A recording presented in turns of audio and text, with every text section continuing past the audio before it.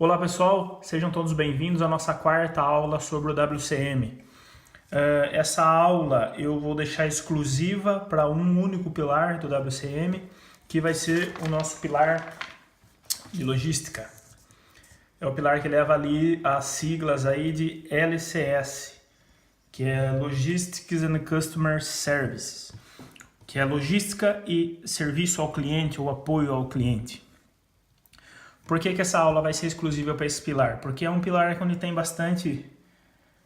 É interessante a gente aprofundar em cada passo desse pilar, e como a palavra mesmo já diz, de logística, tem muita lógica por trás. Então é muito importante a gente entender profundamente qual que é a lógica em que consiste esses 7 passos aqui desse pilar.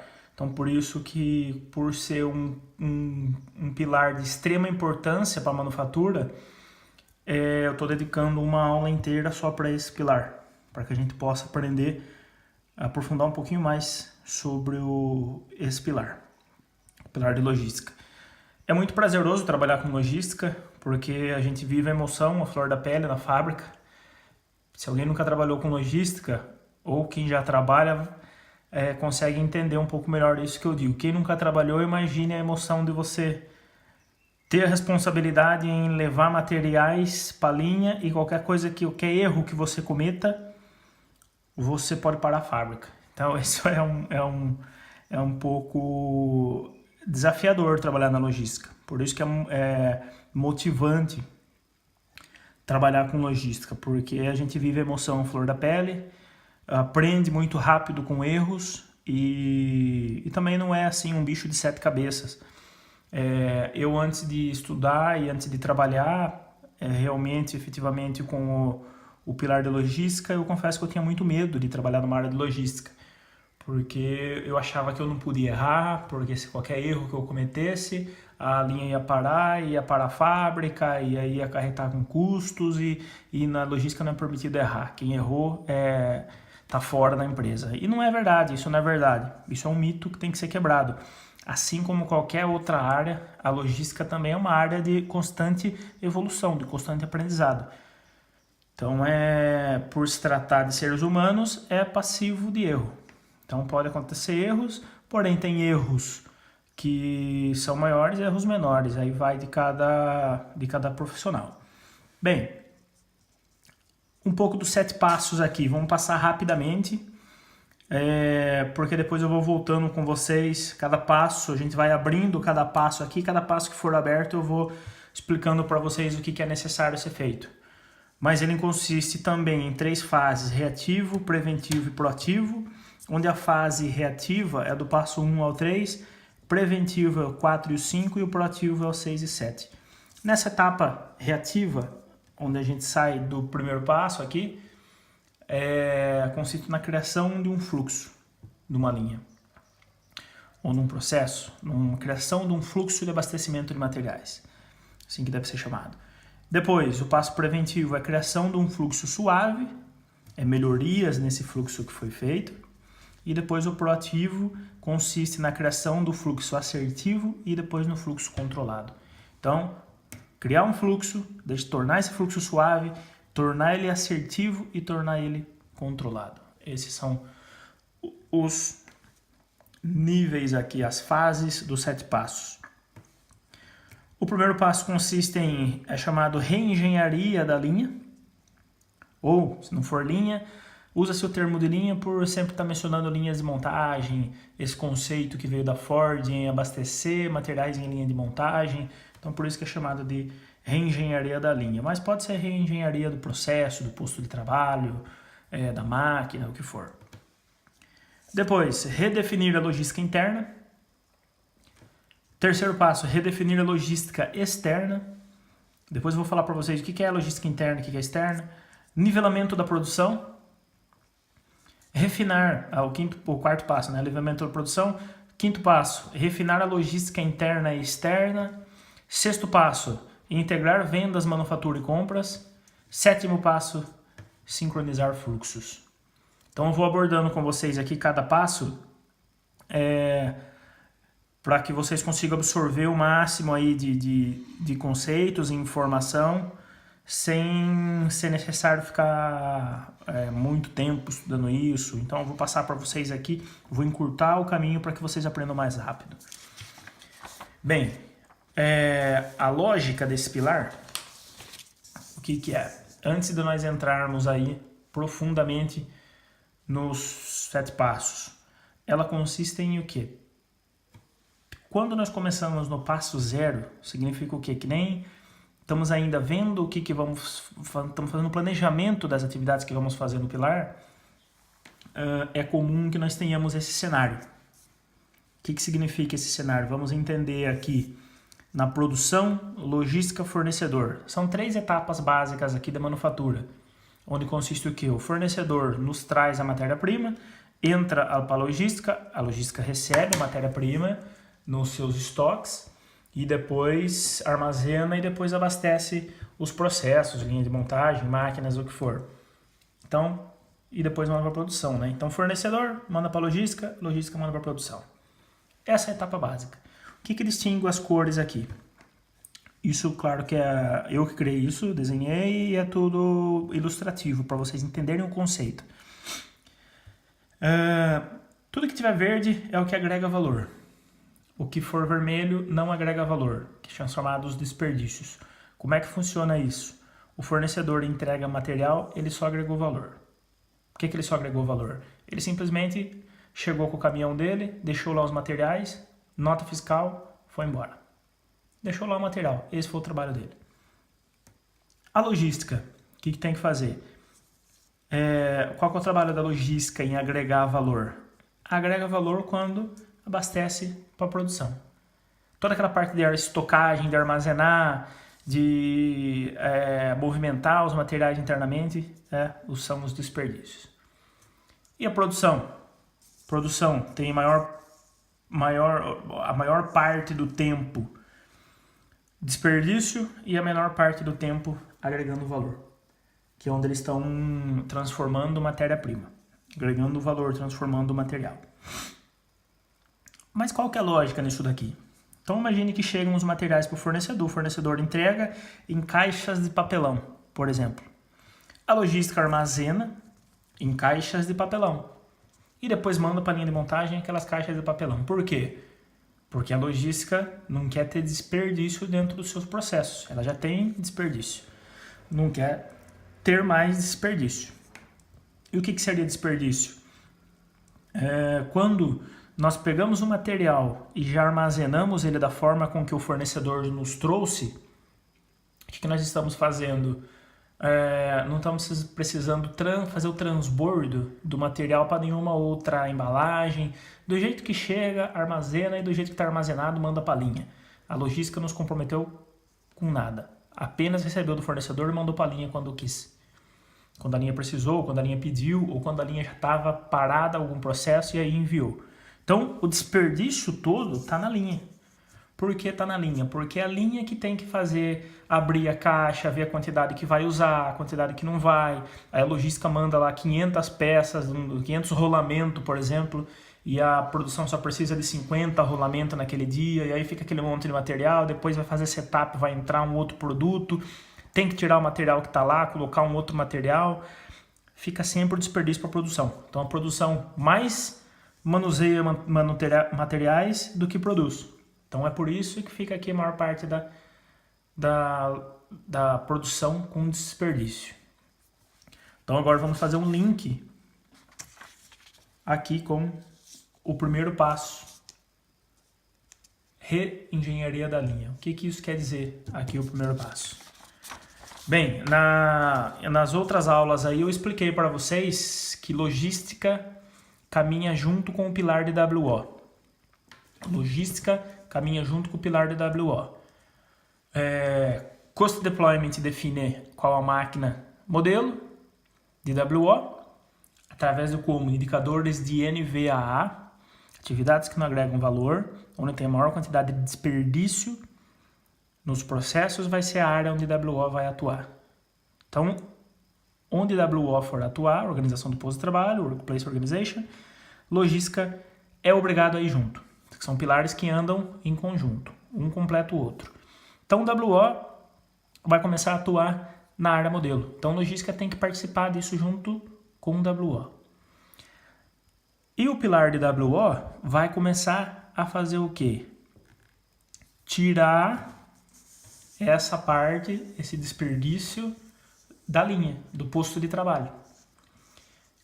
Esse é das principais funções dos 7 passos de WO. Eles vão verificar o que numa análise Muri, Murar e Mudar, eles vão ver na parte de mudar, ou Muri, Mura, muda, depende de como cada um chama no jeito, mas o WP sempre chama Muri, Murar, Mudar. Onde na etapa de mudar é verificar todos os desperdícios que tem no processo. Então, dentro de num posto de trabalho, WO vai verificar tudo que não agrega valor do que o operador esteja fazendo. Então, o operador fica perdendo tempo em manusear, pegar a caixa de papelão, colocar no lugar certo, tirar a caixa de papelão, manusear materiais, ir buscar material e transbordar para um outro recipiente, ficar fazendo setup de material, procurando os materiais, tudo isso daí WO vai estar varrendo dos seus processos. Eles vão tirar essa parte vermelha, vão deixar somente o verde, para que agregue valor dentro do posto de trabalho do operador. Consequentemente, eles vão varrer esse desperdício para a logística. Então, eles vão tirar desperdício da área deles, olha aqui, vão tirar desperdício da área deles, vão passar para a logística, vão varrer aqui o desperdício para a logística e vão agregar mais valor naquilo que o operador está fazendo. De que forma eles vão fazer isso daí? Eles vão produzir bancadas novas, eles vão fazer carrinhos novos, dispositivos novos, máquinas de automação, máquinas de diversos equipamentos e ferramentas e bancadas e suportes e o que for necessário para que o operador se movimente menos. O operador se movimentar menos significa o quê? Que a logística tem que servir o operador. Então, para ficar bem claro aqui que o pessoal da logística não gosta que seja falado isso, mas essa é a pura realidade dentro de qualquer empresa. Dentro da manufatura, os clientes são a produção. A logística tem que servir a produção. Isso não significa que a produção pode fazer o que quiser na logística. Não é isso. Por isso que tem que ter a integração dos dois pilares, WO e LCS. Logística tem que servir a produção, porém a produção tem que ser organizada e padronizada de forma constante para que a logística saiba onde é que tem que abastecer os materiais e de que forma e aonde na quantidade certa. Então não é simplesmente falar para a logística, olha, não vou mais pôr a mão no material, o material tem que chegar aqui na minha mão, mas quando entra uma plataforma nova, um produto novo, um lançamento de um produto novo, ninguém define nada. Exemplos eu estou dando. Se WO não definir nada onde tem que ser abastecido, a logística vai tornar abastecer do jeito que quiser. Então os dois têm que entrar em consenso. Produção é o cliente, mas o cliente deve saber aquilo que ele quer, aonde que ele quer, da forma que ele quer, na quantidade que ele quer. Logística tem que servir o cliente. Bom, então WO e logística vão fazer a reengenharia da linha. E logística vai absorver os desperdícios. A partir de agora, no passo 1, nada mais deve ir fora daquilo que foi determinado, daquilo que foi padronizado para a linha de produção. Por que também? WO, uma das coisas que eles vão estar vendo é a ergonomia do posto de trabalho. É a altura das bancadas, como o operador recebe o material, para que ele não faça esforços com o seu corpo, cuidando da saúde do operador, para que os materiais cheguem na altura certa, com o peso certo, na quantidade certa, na hora certa, no lugar certo. Esse o trabalho que a logística tem que fazer e que a WO está fazendo na linha, que é retirar os desperdícios de lá. Um conceito muito importante é o quê?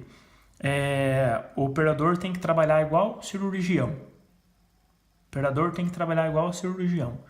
Cirurgião, quando está fazendo alguma cirurgia, uma operação num paciente, ele não deixa o corpo da pessoa aberto, e vai procurar as ferramentas dele, os materiais dele. Não, ele está ali trabalhando e todos os materiais chegam para ele na mão dele. Ele não precisa sair do posto de trabalho. É assim que vai trabalhar o operador. Tudo tem que chegar na mão do operador. Por quê? Porque é ali onde que a empresa ganha dinheiro. É na produção onde a empresa está transformando a matéria-prima em produto final. É onde está agregando valor ao produto. Então é ali na produção, nos processos de fabricação, processo de montagem, do que for, na produção, são os operadores que estão agregando valor. Então eles não podem parar por nada, muito menos para ir buscar material, para correr atrás de material. Então essa é a lógica desse pilar, atender a produção. Por isso que é Logistics and Customer Services. Logística e apoio ao cliente, o suporte ao cliente, serviço ao cliente. Então, WO vai estar o tempo todo tirando desperdício e passando para a logística. Logística vai absorver isso. É normal que nesses primeiros passos diminua a quantidade de operadores na linha de produção. Por quê? Porque estamos tirando tarefas de lá. Tarefas que antes a produção tinha que fazer, agora não está fazendo mais, está passando para a logística. Então é natural que pessoas que antes estavam aqui na produção passem para a logística, para ajudar na logística, porque a logística agora, antes tinha pouco trabalho, agora aumentou muito o trabalho. Então é normal que algumas pessoas passem para cá. Mas depende aí do acordo, das fábricas, dos departamentos. Bem, para o fornecedor não muda nada ainda. Ele continua agregando só valor, só está deixando o material dele lá e indo embora. O desperdício está todo aqui com a logística. Então, o passo 1, reengenharia da linha, é verificar todas as condições de abastecimento. Não estamos olhando ainda para o departamento de logística, nem para o departamento lá dos fornecedores, nem para compras, nem para vendas, nem para nada. Estamos olhando apenas para o processo, aonde os operadores querem receber os materiais e qual que é a melhor forma. Tá bem? Então é caminhar junto com o WO e simplesmente definir com o WO onde que devem ser abastecidos os materiais naquela área modelo. Se é em bancada, se é em cima de um suporte, se é num carrinho, se é direto no mercado de minuteria, onde que tem que abastecer aqueles produtos para que fique mais confortável o operador e com menos desperdício. E logística tem que atender isso. Essa é a etapa 1 desse pilar de logística. Bem, depois nós vamos estar sempre passando aqui, revisando esse passo a passo. E essa lógica aqui de varrer desperdícios para os outros processos. Primeiro, produção está sobrecarregada com desperdício, vai passar para a logística. Varreu para a logística, que agora estamos só agregando valor. E fornecedor também só agregando valor. O desperdício está tudo com logística. Então, por isso, agora é necessário irmos ao segundo passo. Redefinir a logística interna. Para quê? Para que agora possamos olhar para aqui dentro e ver aqui de dentro o que nós conseguimos simplificar. O que nós podemos eliminar aqui dentro de desperdício para que eu passe a agregar mais valor na logística e consiga reduzir aqui os meus desperdícios. De que forma vamos fazer isso? Existe uma ferramenta, uma metodologia no pilar de logística que é extremamente importante, que é essa daqui. PFP, ou PFEP, ou PPCP, mas normalmente é chamado de PFP. O que é o PFP? O PFP é o coração do pilar de logística.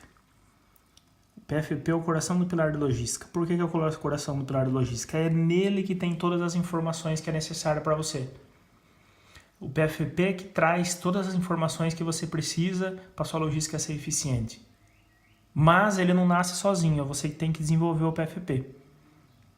Muitas vezes as empresas já têm a maioria das informações, mas ainda não está tão trabalhadas e todas centralizadas e integradas num formato só, em que seja útil e disponível a informação para todos. O que significa PFP? Plan for Every Part, ou plano para cada peça. O que é um plano para cada peça? É cada peça ser olhada de forma individual. É quebrar aquele mito de que tudo tem que ser abastecido igual, tudo tem que ser da mesma forma, tudo tem que ser reduzido estoque, tem que baixar estoque para tudo, eu tenho que abastecer tudo da mesma forma, tudo no mesmo fluxo, tudo na mesma caixa, tudo na mesma quantidade. Não é nada disso. Plano para cada peça tem um plano. Se eu tiver 50 mil peças na minha fábrica, cada peça vai ter um plano, cada peça eu tenho que ver. Cada peça eu tenho que olhar com meus próprios olhos e saber qual que é o plano para ela, qual que é o fluxo que ela deve ser, em que fluxo ela deve ser fornecida. O que compõe o plano para cada peça? Eu coloquei aqui uma coluna com 6 informações, por causa do tamanho do meu papel, senão vocês não iam conseguir enxergar também. Mas o PFP, ele pode ter 50 colunas, pode ter 100 colunas, vai depender da quantidade de informação que você quer colocar lá. Aqui eu listei algumas das principais informações que deve conter, mas eu vou explicar para vocês um pouco mais. O que é a primeira informação? Part number. O que é part number? É um código para peça. Cada peça, cada componente tem que ter um código.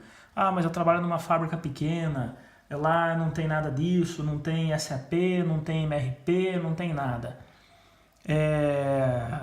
Qual que é o problema de você, conhecendo essa ferramenta, você chegar no seu chefe, chegar a reunir a equipe e dizer, olha, eu conheço uma ferramenta chamada PFP, onde é necessário a gente fazer uns part number. Que tal se a gente começar a chamar as nossas peças, cada uma por um código? Ao invés de chamar de parafuso M8, de porca M6, arruela, começar a chamar elas por códigos. Qual que é o problema de você oferecer? Não tem problema nenhum. Com certeza você vai estar sendo bem visto por estar trazendo algo novo para a empresa e uma ideia nova. Isso você pode fazer com planilha de Excel. Não precisa ser expert em Excel para criar uma planilha dessa. Você também não precisa ter um MRP. Lógico que os MRP que são tudo automático é muito mais fácil, mas se você trabalha numa empresa pequena que não tem MRP, que é um sistema de gestão de materiais, você pode fazer de forma caseira em Excel. Dá muito mais trabalho? Dá muito mais trabalho, mas trabalhe com o conceito da área modelo. Pegue um processo, comece em um processo para você mostrar o valor que isso tem. Mostre o valor em uma área modelo e depois vai expandindo para as próximas. Eu recebo bastante mensagem de pessoas que trabalham em empresas menores e diz, lá o pessoal é meio fechado, lá o pessoal não tem nada disso, não é medido nada, não tem indicador de nada. Mas se você trabalha lá, se você está adquirindo conhecimento para implementar essas ferramentas, essas metodologias, por que não fazer? Faz em uma máquina. Se você trabalha só em um processo, escolhe um processo. Não tem problema, é difícil fazer o cost deployment para direcionar para a modelo, não interessa, faz em uma, pega em uma e faz. Para que pelo menos as pessoas, você consiga mostrar o valor que aquilo tem para as pessoas. Ok? Então, o plano para cada peça. Primeira coluna, part number. Coloquei aqui uma lista de códigos aqui aleatória. Então, 235.098.57. O que é a descrição desse material? É um parafuso M8. Qual que é o coeficiente de utilização? O coeficiente de utilização vai depender, mas o que eu estou dizendo com isso daqui? É quantos parafusos M8 eu utilizo num produto. Por exemplo, se eu estou numa fábrica que faz geladeiras, quantos parafusos uma determinada geladeira usa? 8, M8 usa 8. Ah, mas tem outro modelo, Caio, que usa 20. Ok, então você vai abrir uma coluna aqui do lado, para esse modelo usa 8, para o outro modelo usa 20.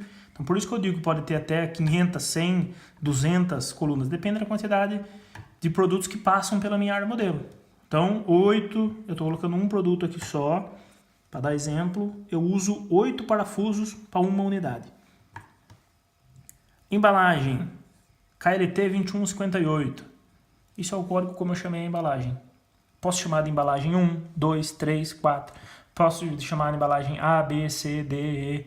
Não importa. Isso daqui são números que, às vezes, as embalagens que são já retornáveis, que são embalagens plásticas já, as fábricas colocam o próprio código que é de venda no mercado. É o código padrão das caixas. CN 2158, KLT 3147, 4142, tem 41, 47, então... Mas você pode chamar, cria um catálogo de embalagens e chamar, ó, coloca foto, a dimensão de cada embalagem, essa embalagem eu vou chamar de XY, essa vai chamar XZ, essa vai chamar XW. E aí você vai ter o código das embalagens. Depois, eu vou ter que fazer o quê? Para essa determinada embalagem, eu utilizo 500 peças. O que é 500 peças? A minha caixa cheia de parafusos M8, eu consigo encher até 500 peças. É isso que eu estou dizendo. Mas atenção, 500 peças, dependendo do tamanho que for o parafuso, do tamanho que for uma chapa, um suporte, a arruela, o que for, essa quantidade não pode exceder 12 quilos, é o que o WCM diz. Há fábricas que trabalham com 15, com 20, com 10. De forma em média, as fábricas que eu vi utilizam 12 quilos. Maior que 12 quilos prejudica a coluna de uma pessoa ao carregar a caixa. Então, tem que ser uma caixa que fique cheia até a boca dela e que não ultrapasse 12 quilos. Então, você vai conseguir dizer o quê? Para esse parafuso deve ser abastecido na linha no processo, na linha de montagem, nessa caixa 500 peças. E aqui um ponto de uso, onde que eu tenho que abastecer? No P10, posto 10, bancada 5, A1, andar A1, é um endereço. Aqui o conceito da logística é trabalhar conforme os correios trabalham. O correio, quando recebe a carta, ele sabe de onde veio, porque você colocou lá o remetente e no destinatário. O que o destinatário está escrito? Qual que é o CEP, qual que é a cidade, qual que é o bairro, qual que é a rua, qual que é o número da casa, se é direita ou esquerda, se é a casa número 3, casa número 4, tem todas essas informações. Ele não precisa saber o que tem lá dentro de uma caixa, de um envelope, de uma carta. Ele não precisa saber o que tem lá dentro, ele só precisa ver a etiqueta e dizer, ó, tenho que pegar isso e abastecer naquilo. Pronto. Essa é o que a logística precisa fazer. Claro que para definir isso daqui, tem um trabalho de engenharia logística por trás. Para que vai servir o PFP? Porque aqui a gente vai conseguir fazer algumas contas. Umas contas do quê?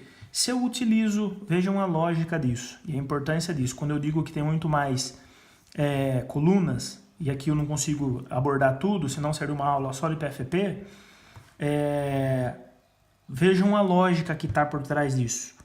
Se eu estou dizendo que o parafuso M8, eu uso 8 por unidade de produto que eu faço, e eu tenho 500, quantos produtos eu consigo produzir com uma embalagem, com uma caixa, uma embalagem? Vou fazer aqui rapidamente a conta.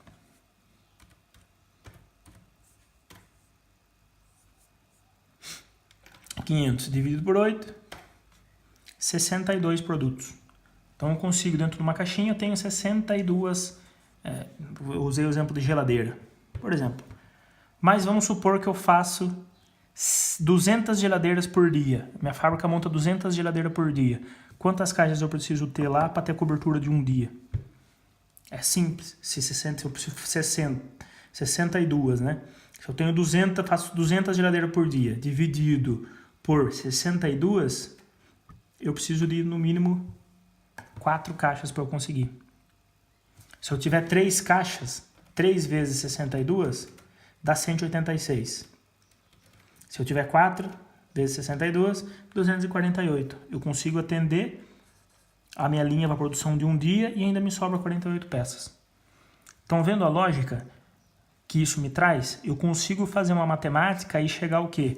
Se eu abastecer 4 caixas dessa daqui na minha linha de produção, eu abasteço uma vez por dia. Se eu colocar lá 2 caixinhas dessa daqui, eu vou ter que abastecer 2 vezes no dia. Se eu colocar outra caixa, uma caixa maior, que eu não ultrapasse o peso de 12 quilos, e aqui eu tenha 1000 peças, eu vou abastecer uma vez a cada 2 dias. Então, meu operador, eu consigo fazer o cálculo de quantos operadores eu vou precisar para abastecer uma quantidade de itens. Essa é a lógica que está aqui por trás disso. Só que eu tenho alguns critérios. Os critérios são espaço físico daquilo que eu vou abastecer, porque para a logística sempre vai querer fazer o quê? Colocar mais material aqui em WO. Para quê? Para que eu consiga enxugar esse desperdício. Se eu abastecer uma vez só, se eu for uma vez só para a linha abastecer tudo que eu preciso lá, diminuir a minha parte vermelha aqui da logística, porque eu não preciso ficar levando muito materiais. Mas o que vai acontecer com o WO? O vermelho vai aumentar. Por quê? Porque eu estou levando muito material, o meu espaço físico vai ser maior. Então, vejam o equilíbrio que eu tenho que encontrar. Às vezes, eu tenho que reduzir, deixar um pouquinho de desperdício na logística para que WO fique sem. Por quê? Porque eu não vou ter espaço físico ao lado da linha. Porque senão, se eu sempre levar muito material, vou ter que ter muito mais espaço físico. Daqui a pouco tem que expandir a quantidade de espaço físico da minha fábrica, construir mais barracões, mais pavilhões, só porque eu estou aumentando materiais ao lado da linha. E não é isso que nós queremos. Então essa é a lógica do PFP. Eu ter um plano para cada peça. Ter todos os componentes listados da minha área modelo e, consequentemente, depois da fábrica toda. Eu já trabalhei em fábricas que tinha mais de 7.000 componentes e tinha que ser feito de todos. Onde eu vou conseguir definir quais são as caixas ideais para o meu processo e onde são os pontos de uso, o de e o para, né? De onde que ele sai do armazém, qual é o endereço do armazém, qual que é o ponto de uso, o endereço no ponto de uso, onde é que tem que ir. Isso é o plano de cada peça. Todas as informações que devem acontecer. O pessoal coloca qual que é o fornecedor, você já pode colocar aqui. Esse parafuso vem da Bauhof, por exemplo, de um fornecedor. Um eixo vem de um outro fornecedor X. Essa porca vem do fornecedor Y. Você vai colocando aqui já para ter ideia de onde é que vem. Saber todas as informações estarem tudo centralizadas. Importante. O PFP é um documento vivo. É um documento vivo. Ele sempre tem que ser atualizado. Qualquer alteração que eu tiver, tem que ser atualizado o PFP. Se eu tiver PFP desatualizado, minha logística está perdida. Lançou um produto novo, tem que ser inserido aqui no PFP. De preferência, já nascer com o PFP. Mas como? Se eu ainda não sei como é que vai ser o fluxo da minha linha, como é que eu vou abastecer, aonde que eu vou abastecer, isso é uma linha de evolução, por isso que é um documento vivo. E nós vamos ver no passo a passo da logística, que aqui o passo 5 é onde a gente vai refinar a nossa logística. Aqui nós vamos fazer todas as melhorias e aqui vamos refinar. Aqui então, cortamos o mato alto. Aqui vamos só aparar o que ainda falta para parar. Certo? Então, PFP, extremamente importante. Depois do PFP, vai dar origem a uma outra vertente, uma direção muito importante também do pilar de logística, que é classificação de materiais. Que é isso aqui que eu vou mostrar aqui, ó. Classificação dos materiais. Mas antes de entendermos a classificação dos materiais, que isso é bem complexo, nós vamos entender aqui a parte de fluxos de logística. Nós vamos dividir nossos fluxos logísticos em 3.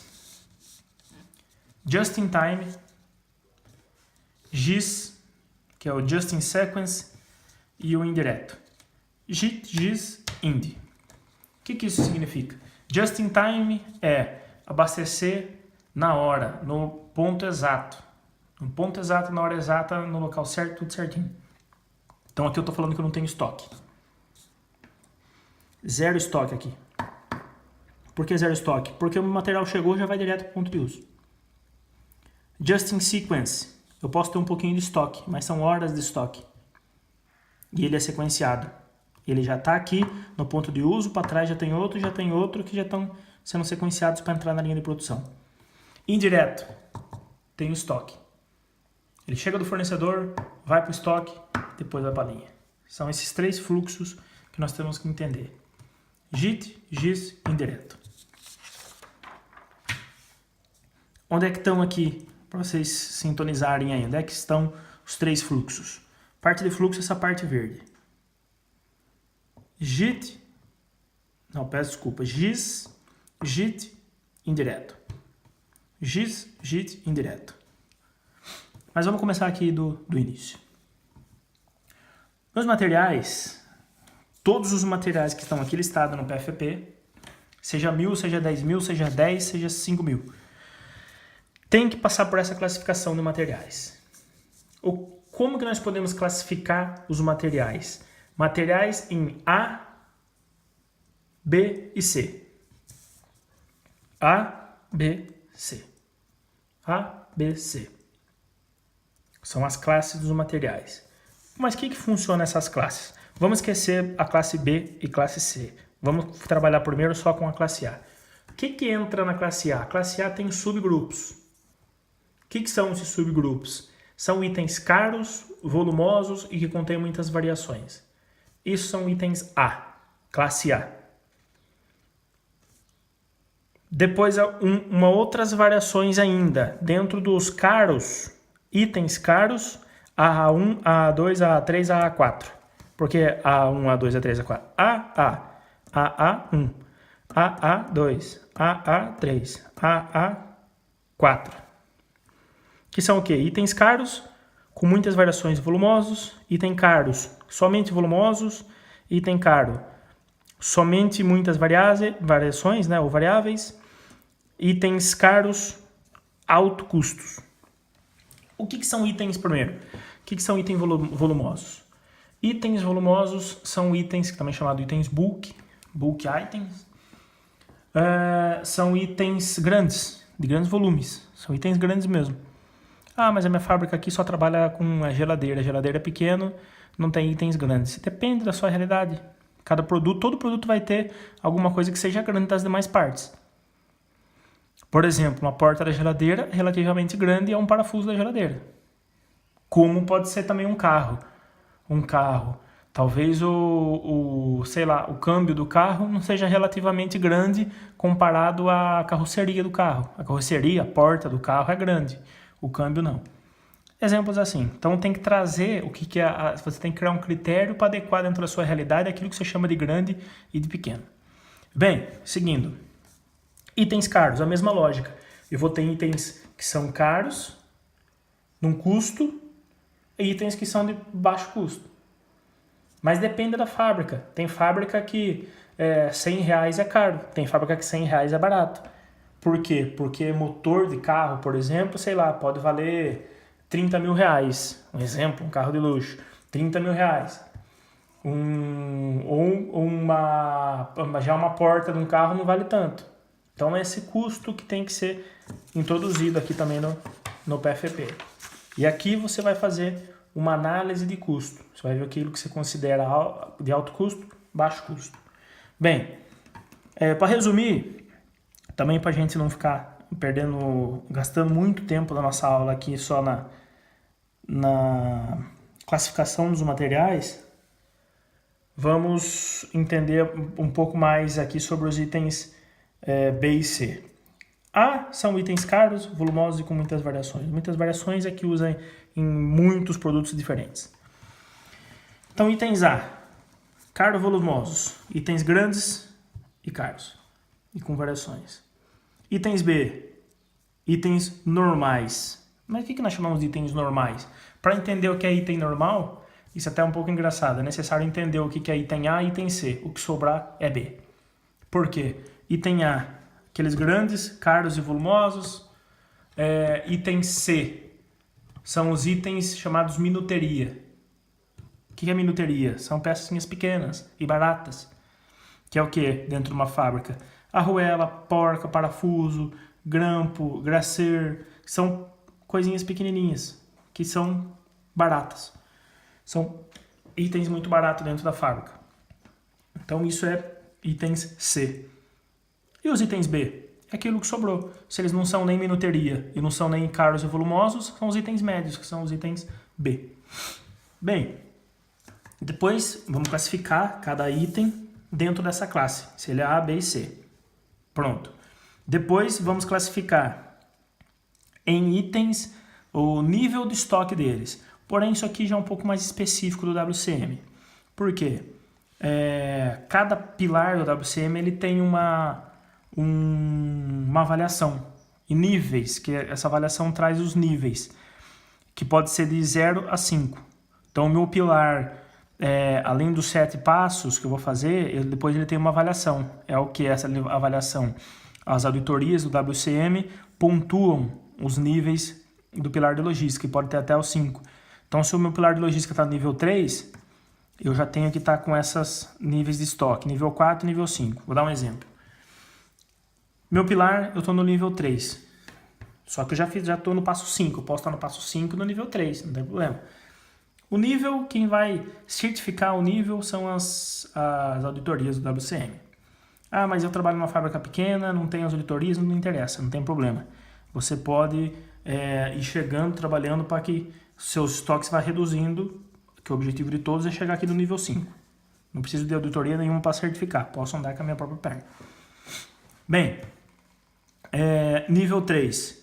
Estou dizendo que no nível 3 tem que ser, meu estoque tem que ser menor do que 2 horas. Menor do que 2 horas. O que é menor do que 2 horas? O que eu tenho que ter de estoque no meu bordo de linha, no meu abastecimento na linha de montagem ou do processo tem que ser inferior a 2 horas. E dentro da minha fábrica tem que ser inferior a 2 horas. Depois, como que ele reduz? Ah, mas por que você está dizendo que tem que ser... Como assim? Se eu tenho um motor de carro, que é um item caro, eu tenho que ter só 2 horas de estoque? Sim. Mas por quê? Porque é caro. Simples assim. A resposta é exatamente essa. Por que eu tenho que ter pouco estoque? Porque é caro. E o estoque é caro. Vou trazer um pouco aqui dentro de uma realidade, dentro do nosso cotidiano, dentro de casa. Quando a gente vai fazer a compra do mês. Ou para quem é casado já faz a compra do mês, ou quem participa com a mãe. Entender um pouco como é que funciona. A nossa classificação de materiais já é feita dentro da nossa casa. A gente faz isso sem saber que está sendo feita. Mas o que acontece? Todo mês a gente reserva um dinheiro para fazer a compra do mês. Tem pessoas que fazem compra mensais, uma vez ao mês. Tem pessoas que fazem compra semanal. Tem pessoas que fazem compra a cada 15 dias. Quando nós vamos fazer as compras, a gente vai e compra, por exemplo, sacos de arroz para durar um mês. Por que isso? Porque a resposta é simples, porque senão estraga, porque eu não preciso mais do que aquilo, porque é pesado e é um pouco grande o saco por armazenar, não tem muito lugar em casa lá para armazenar. Já pensou se a gente chegasse em janeiro e comprasse saco de arroz pro ano inteiro? Qual o espaço que a gente ia ter dentro de casa? Ia ter que ter um cômodo dentro de casa só para guardar saco de arroz. Por quê? Porque são volumosos, são itens volumosos, não são tão caros, mas são volumosos. Ah, certo, então ocupa muito espaço, não dá para... Exatamente, então você vai comprando todo mês, você vai comprando aquilo que você vai consumir por mês. Certo, mas vamos pegar um exemplo, carnes. E carnes, por que eu já não compro? Não ocupa tanto espaço assim. Se eu tiver um freezer bom em casa ali, mais ou menos eu consigo colocar ali a carne pro ano todo, certo? Mas quanto de dinheiro você vai gastar para você comprar carne pro ano todo? Talvez você pegar o salário de janeiro, vai investir ele inteiro para deixar estocado. Quando aquele dinheiro você poderia estar comprando os outros utensílios para sua casa. É a mesma realidade dentro de uma fábrica. Para que eu vou ter itens caros estocados, sendo que quando eu tenho... Vamos fazer um exemplo. Imagina que cada motor de um carro aí popular, custe 10 mil reais. Ele custa 10 mil reais. E eu produzo por dia 10 carros. Então eu preciso de 10 motores. São 10 vezes 10, 100 mil. Então eu tenho 100 mil de estoque de motores que eu necessito. Mas eu tenho dentro, eu já trago tudo num dia só, o que eu vou produzir na semana toda. Eu fico com 5 dias de produção. 5 dias de produção são 500 mil de estoque dentro só de motores, dentro da minha fábrica. Para quê que eu vou ter 500 mil parado? Sendo que se eu pegar, deixar 100 mil só porque eu vou usar hoje, pegar os outros 400 mil, deixar no banco aplicado em ações ou aplicado numa poupança, em qualquer outra coisa, renderia muito mais dinheiro. E aí eu tô com dinheiro parado. Estoque é um dos desperdícios listados pela Toyota. Então veja como essa mesma classificação de materiais é feita dentro da nossa casa com a nossa compra. E nós fazemos basicamente um plano para cada peça desses alimentos. Quando a gente vai comprar, tem coisas que a gente compra para 3 meses. Produto de limpeza, por exemplo. Vou comprar aqui um vidro de detergente, mas vou pegar esse aqui na promoção, que pelo menos já compra e dura uns 3 meses. Pego o maior, do tamanho família, ele dura para 3 meses. Ele é barato, não é caro, eu não preciso de muito espaço para armazenar, porque é um pote só e ele vai me durar 3 meses. E eu não preciso ficar fazendo logística sempre, toda vez que for lá ter que buscar.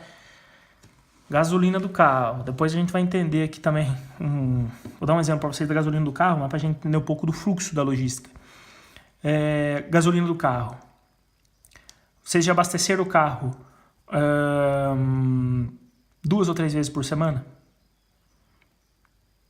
Se você abasteceu, você sabe como que é desgastante ficar indo no posto de gasolina toda vez.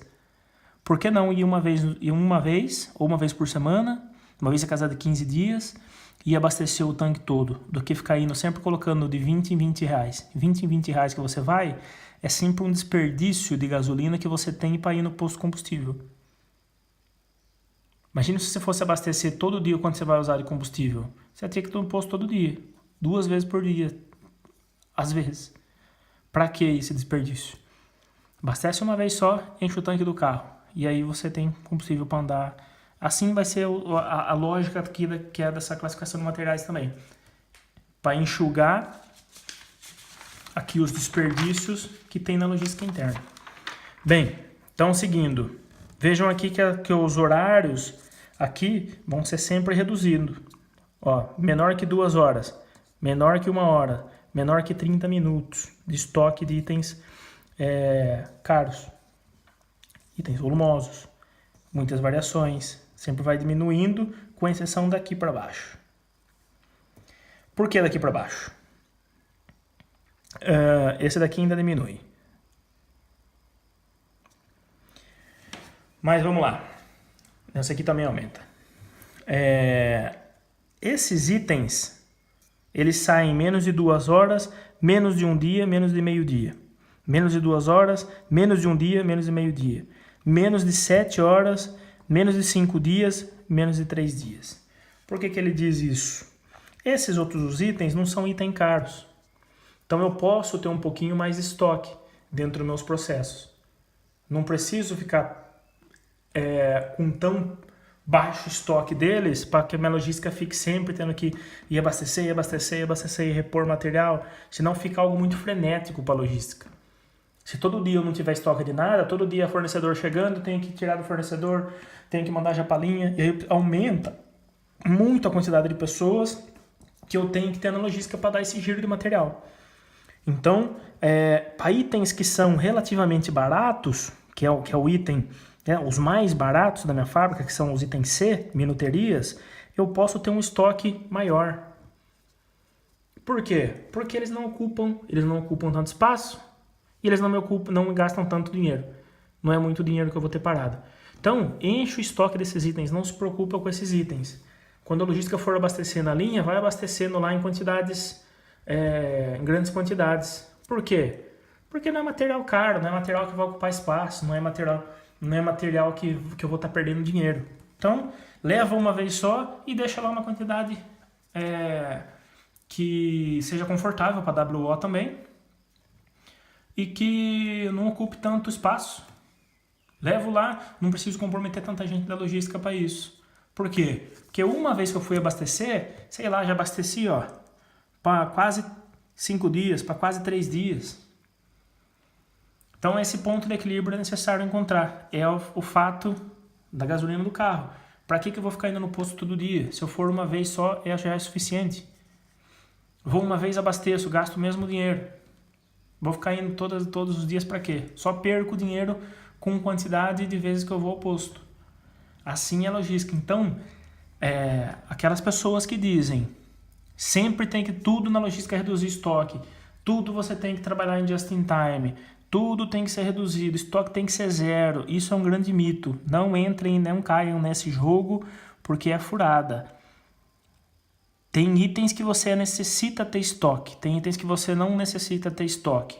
Itens importados são concorrem com todo esse conceito.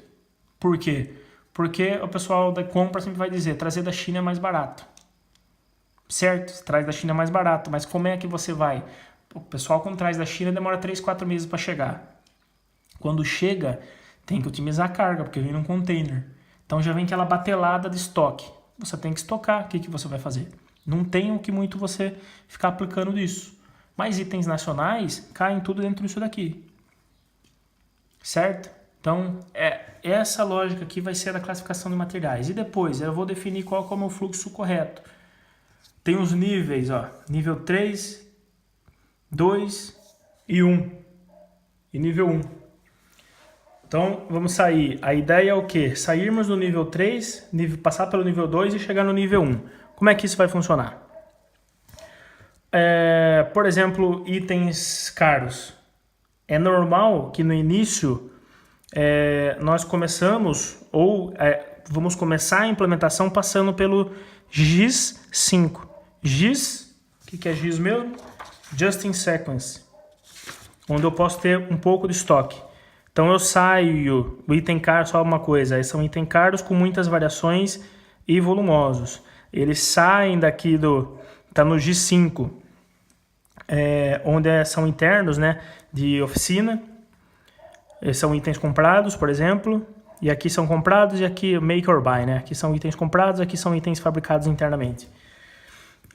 Nós estamos aqui no fluxo G5, que é o fluxo G5 quando nós ainda temos a ideia é ter pequenos estoques dentro da fábrica. Eu ter estoque só para aquilo que eu vou produzir hoje. Então eu deixo, temos que pensar em horas aqui, chegar até abaixo de 30 minutos de estoque daquelas peças. Então assim eu vou migrando. Se for make or buy, obedece esse fluxo, né? O fluxo da oficina de buy no G5, make no G4. São just in sequence, itens que eu tenho que ir sequenciando na entrada da minha linha de abastecimento. Eles não vão para o meu estoque, eles vão direto para a minha linha de montagem. E assim, consecutivamente. Vamos ter exemplos aqui.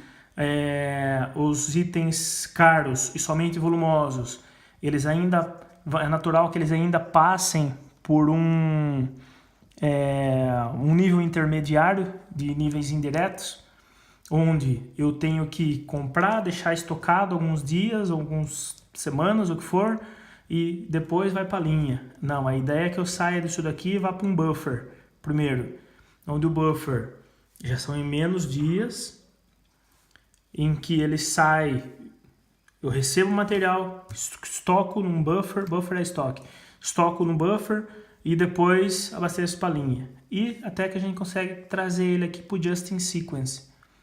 Para o just in time. O just in time recebi meu material do fornecedor, abasteci direto na linha. Não preciso passar por estoque nenhum, eu não estoco aquele item. Assim que já chega, ele já abastecido dentro da linha de montagem. Então tem que ter uma sincronia muito forte, muito fixa com o fornecedor. Já abasteceu, entrou direto para a linha. Ok? Agora dar um exemplo aqui de um item B. Um item com muitas variações. Ele está num fluxo aqui é natural que ele esteja num fluxo de oficina, né? Que é um item buy. Os itens que são comprados de fornecedores. Então eles saem do fluxo, vão sempre ficar em fluxo GIS, não no JIT. Por quê? Qual que é a diferença também? Porque são itens de variações. Itens de variações, geralmente são volumosos. A gente não consegue manter um fluxo em just in time junto com o fornecedor. Por quê? Porque a minha fábrica, hora está produzindo um item, hora está produzindo outro. Então, esse setup da linha é difícil para um fornecedor conseguir acompanhar tudo, né? Itens caros é mais simples e ajusticativo. Agora, itens volumosos é mais complicado de conseguir deixar em just in time. Então, é natural que você deixe aqui em just in sequence. Então, ele pede para chegar até aqui no nível 2, just in sequence. Itens e variações.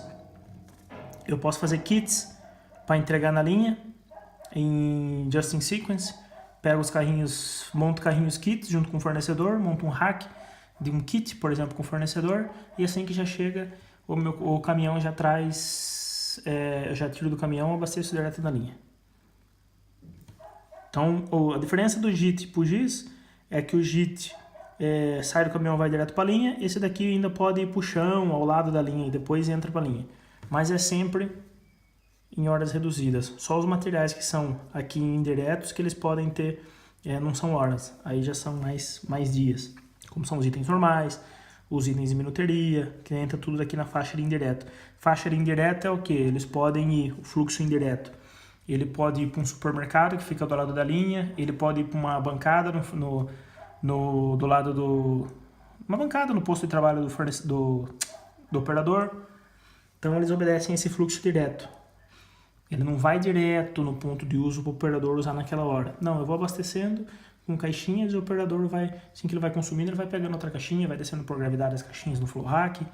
Essas são as métricas dos fluxos. Mas é importante entender, todo o fluxo aqui é necessário ser feito uma análise CB, de custo-benefício, para ver se aquele é o fluxo, mas eu tenho que encontrar o meu fluxo onde eu vou ter o menor custo possível com ele. Fluxo com o menor custo possível. Aqui a gente consegue matar qualquer conversa com outras pessoas que dizem: por que vocês fazem isso, por que você abastece desse jeito? Porque é mais barato, porque é menos custoso. Mas sempre achando um ponto de equilíbrio com o WA. Então essa é a classificação de materiais. Sempre então faço PFP, trago para a classificação de materiais para determinar os meus itens, classifico todos os meus itens do TFP e determino qual que é a classe que ele vai seguir, qual que é o fluxo que ele vai seguir.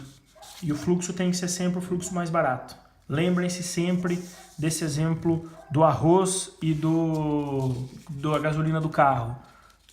É sempre mais caro eu ficar abastecendo em pequenas quantidades, porque eu tenho que sempre perco mais tempo no meu operador levando esses materiais, do que eu abastecer de uma vez só e deixar tudo lá por um determinado tempo, desde que o item não seja caro, não seja grande, ok? Sempre em consideração com WO. WO sempre vai querer reduzir o quê? Que a logística abasteça em migalhinhas, em doses homeopáticas, que a gente fala. Mas não é isso, tem que entrar em equilíbrio. WO tem que entender logística e dizer: olha, eu não posso ficar abastecendo isso daqui para você sempre de grão em grão. Eu não posso ficar indo todo dia no posto de gasolina e colocando sempre R$10 de gasolina para o meu carro andar. Porque eu perco muito tempo, perco muito dinheiro com isso. Eu tenho que achar o ponto de equilíbrio entre logística e WO para que eu possa abastecer meus materiais em menos custo. Bem, então agora já temos aqui base para caminharmos aos próximos passos. O que serão os próximos passos? Vamos ver aqui. Passo 1, reengenharia da linha. Ok. Redefinir logística interna. Como vai ser a forma de abastecimentos para o material da linha. Então aqui já consegui eliminar bastante desperdício que eu tinha na minha logística interna. Já sei agora como é que eu vou abastecer os meus itens. Vamos agora para a logística externa. Onde a logística externa basicamente vai ser o quê? Eu inverter, trocar as minhas embalagens que eu tenho internas e passar para os fornecedores. É fazer um fluxo logístico com os fornecedores. Para que isso? Para que vocês entendam aqui, ó, passo 2 e 3. 2 e 3. Logística. A produção já não tem mais desperdício, já passou tudo para a logística. Logística agora começa a transferir para o fornecedor. Ela fica com um pouco de desperdício, passa para o fornecedor. De que forma é isso? Com embalagens padronizadas. Até agora o fornecedor abastecia da forma que ele queria. Em caixa de papelão, em pallet, em caixas metálicas, o que fosse. Agora não, agora nós vamos dizer para o fornecedor, eu quero que você abasteça os meus itens conforme eu defini no meu PFP. Se aqui está escrito que tem que ser a KLT 2158, eu quero que abasteça 50 peças na 2158. E eu envio essas caixas para você abastecer. Para que isso? Porque quando chegar eu não preciso ficar fazendo transbordo para outra caixa. Eu não posso mais abastecer na linha de produção caixas de papelão, é só caixas retornáveis. Então eu tenho que fazer o quê? Com que as caixas já cheguem do jeito que eu tenho que levar para a produção, para que eu não tenha que ficar perdendo tempo com o operador fazendo transbordo de caixa. Então, basicamente o passo 3 vai ser isso, a integração da logística interna com a logística externa do fornecedor e dizer para o fornecedor, ó, quero que vocês abasteçam tudo nisso daqui. Criação de racks metálicos para os fornecedores abastecerem. Definição de embalagens retornáveis, pode ser rack, pode ser racks de madeira, pode ser caixa metálica, pode ser caixas plásticas. É enviar as caixas para os fornecedores para que eles abasteçam nessa quantidade e entreguem para nós, forneça nessa forma. E aí assim o material está pronto já para ir para o estoque ou para ir direto para a linha. Isso vai ser a logística aí do passo 3. Também pode ser o quê? No passo 3 também pode ser implementado as rotas de Milk Run, onde um transporte só, um caminhão só, eu negocio com meus fornecedores, é o que? Olha, você reduz o preço de custo dos seus produtos, o transporte fica por minha conta e o meu transporte, eu alugo um caminhão que ele vai fazer uma rota e vai passar pelos principais fornecedores. Um caminhão só pega vários materiais e traz dentro da minha fábrica. Isso é possível depois reduzir preço com fornecedores. Bastante fábricas fazem isso. Faz parte da logística externa. Nivelamento de produção. Passo 4. Nivelamento de produção. Deixa o pessoal pegar mais uma folha aqui para explicar para vocês. Dentro das fábricas, nós temos muito esse cenário. A fábrica está produzindo. Ela vem passando aqui por... Vamos fazer aqui 2 cenários. O de cima, quando a fábrica produz um item, vem produzindo. Troca um item, vai para o outro de novo. Troca um item, vai para o outro de novo. Troca um item, vai para o outro de novo. E toda semana fica aqui, por exemplo, segunda-feira, sexta-feira. E esse daqui é o planejamento de produção. Planejamento de produção. Então, de segunda a sexta-feira eu faço item, volto, sempre fico fazendo aquilo que foi planejado. O que é isso? Então, temos um nivelamento. Daqui a aqui, seguimos dentro de um certo nível de produção. O que acontece quando chega aqui no meio eu tenho que mudar alguma coisa? Eu começo aqui e quando eu mudo, de repente, tenho que mudar meu planejamento de produção, acontece aqui o meu chamado efeito chicote, onde qualquer variação que eu tenha num determinado ponto de um chicote, as ondulações que causam depois são muito maiores. O que isso interfere dentro da minha fábrica? Dentro de uma linha de montagem, qualquer mudança que eu faça, eu tenho que mudar todos os processos. Muitas vezes existem muitos processos que antecedem a linha de montagem. Então, quando eu mudo uma variação de um item, causa todo o meu nivelamento, o meu desnivelamento, o meu efeito chicote dentro da fábrica. Porque eu tenho que mudar prensas, tenho que fazer setup em estamparias, tenho que fazer setup em pintura, tenho que fazer setup em montagem. Então, gera um transtorno enorme e para a logística também, porque a logística não está preparada para aquilo. Bem, o nivelamento de produção nesse passo 4 vai ser sincronizar todos os processos dentro da fábrica de acordo, junto com o planejamento de produção, para que não aconteça exatamente isso.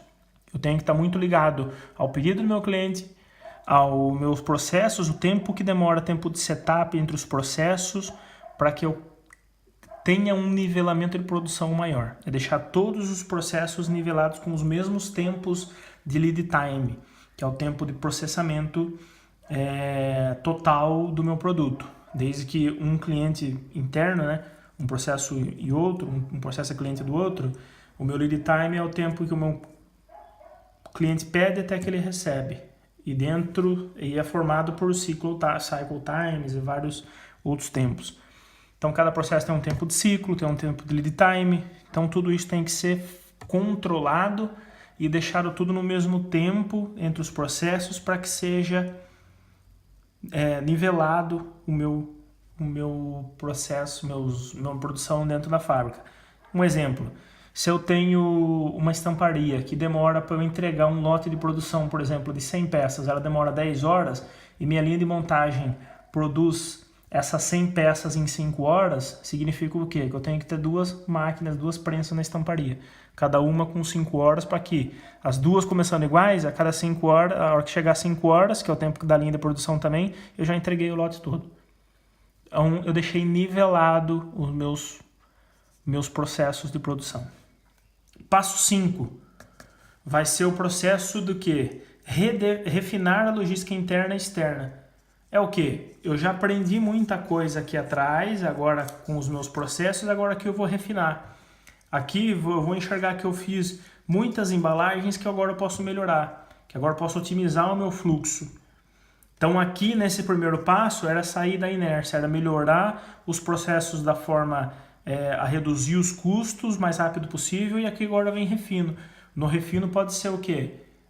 Trocar abastecedores por AGVs, que são abastecedores robôs automáticos que abastecem na linha de montagem, usar conceitos de LCA, que é Low Cost Automation, que são aqueles materiais de fornecedores como a Trilogic, a FAMAC, aqueles racks tubulares, né, estruturas tubulares, para fazer as trocas das caixas nos boards de linha de montagem com o meu AGV, de forma que eu não necessite do operador e que faça a troca automática, as caixas caiam por gravidade. Então isso são fases de um refino. Depois, a integração com vendas, manufatura e compras. Muitas vezes a gente define todo um fluxo aqui para trás e fazemos kits. Por exemplo, definimos um rack só, um rack metálico, uma embalagem que vem 10 peças num fornecedor e vão as 10 peças para o mesmo lugar dentro de uma linha de montagem. Então eu fiz um kit. Aí vai compras, manda duas peças daquelas, fecha com outro fornecedor, manda para outro fornecedor. Porque o outro fornecedor está fazendo alguns centavos mais barato. Ou seja, compras só olhou para o processo deles, de redução de custo, de preço de compra.